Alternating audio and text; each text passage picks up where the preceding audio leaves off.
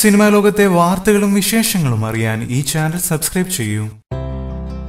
വ്യത്യസ്തതയാണ് സിനിമകളുടെ വിജയം. അതുതന്നെയാണ് ദിലീഷ് പോത്തൻ എന്ന സംവിധായകൻ മഹേഷിന്റെ പ്രതികാരത്തിലൂടെ തുറന്നു കാണിച്ചത്. സംവിധായകന്മാരെല്ലാം അവരവരുടെ പ്രത്യേക ശൈലിയാണ് സിനിമ നിർമ്മിക്കുന്നത്. സംവിധായകൻ പ്രിയദർശന്റെ സ്റ്റൈൽ മറ്റുള്ളവരിൽ നിന്നും ഏറെ വ്യത്യസ്തപ്പെട്ട് കിടക്കുന്നതുമാണ്. അദ്ദേഹം പുറത്തിറക്കിയ സിനിമകളെല്ലാം ഹിറ്റായി മാറുകയും ചെയ്തിരുന്നു. മോഹൻലാൽ നായകനാക്കി കഴിഞ്ഞ വർഷം പുറത്തിറങ്ങിയ ഒപ്പം എന്ന സിനിമയിൽ പതിവ് ശൈലിയിൽ നിന്നും മാറ്റം വരുത്തിയ പ്രിയദർശൻ തമിഴിൽ പുതിയ സിനിമ ചെയ്യാൻ ഒരുങ്ങുകയാണ്. അതാണെങ്കിൽ പ്രിയദർശൻ ചെയ്താൽ ശരിയാവാൻ പോവില്ലാത്ത സിനിമയും. 2016 ഫെബ്രുവരിയിലാണ് മഹേഷിന്റെ പ്രതികാരം കേരളത്തിൽ തരംഗമായത്. റിലീസിംഗ് മുതൽ സിനിമ മികച്ച ചിത്രമായി വിലയിരുത്തപ്പെട്ടതോടെ ഹിറ്റ് ചിത്രങ്ങളുടെ പട്ടികയിൽ ഇടം പിടിച്ചു. ഇടുക്കിയിലെ കഥയുമായി എത്തിയ സിനിമയുടെ ചിത്രീകരണം യഥാർത്ഥ ജീവിതവുമായി തൊട്ടടുക്കുന്ന അനുഭവമാണ് പ്രേക്ഷകർക്ക് നൽകിയിരുന്നത്. അതിനാൽ തന്നെ സിനിമ ഇരുകൈയും നീട്ടിയാണ് മലയാളിക്കാരെ ഏറ്റുവാങ്ങിയത്. കേരളത്തിൽ അരങ്ങു തകർത്ത സിനിമ തമിഴിലേക്ക് പോവുകയാണ്. തമിഴിൽ പ്രിയദർശനായിരിക്കും മഹേഷിന്റെ പ്രതികാരം സംവിധാനം ചെയ്യുകയെന്നാണ് പുതിയ വാർത്തകൾ. തമിഴിലെ മഹേഷായി അഭിനയിക്കുന്ന ഉദയനിധി സ്റ്റാലിനാണ്. പുതിയ സിനിമ പ്രിയദർശനൊപ്പം ആരംഭിക്കാൻ പോകുകയാണെന്നുള്ള കാര്യം ഉദയനിധി തന്നെയാണ് ഫേസ്ബുക്കിലൂടെ പുറത്തു പറഞ്ഞതും. പ്രിയദർശന്റെ സിനിമകൾ മറ്റുള്ള സിനിമയിൽ നിന്നും വ്യത്യസ്തമായിരിക്കുന്നത് പല കാരണങ്ങൾ കൊണ്ടാണ്. അദ്ദേഹം തന്റെ സിനിമകളിൽ പാട്ടുകളും കോമഡികളും ബഹളങ്ങളും എല്ലാം ഉൾപ്പെടുത്തുന്നത് പതിവാണ്. അത്തരം കാര്യങ്ങൾക്ക് പ്രാധാന്യം കൊടുക്കുന്നതിനാൽ മഹേഷിന്റെ പ്രതികാരം പ്രിയന് പറ്റിയ സിനിമയല്ല.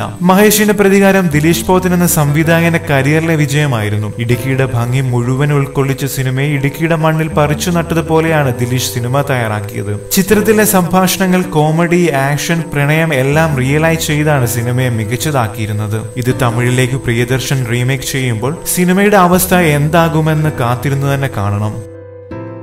കൂടുതൽ സിനിമാ ലോകത്തെ വാർത്തകളും വിശേഷങ്ങളും അറിയാൻ സബ്സ്ക്രൈബ് ചെയ്യുക. നന്ദി.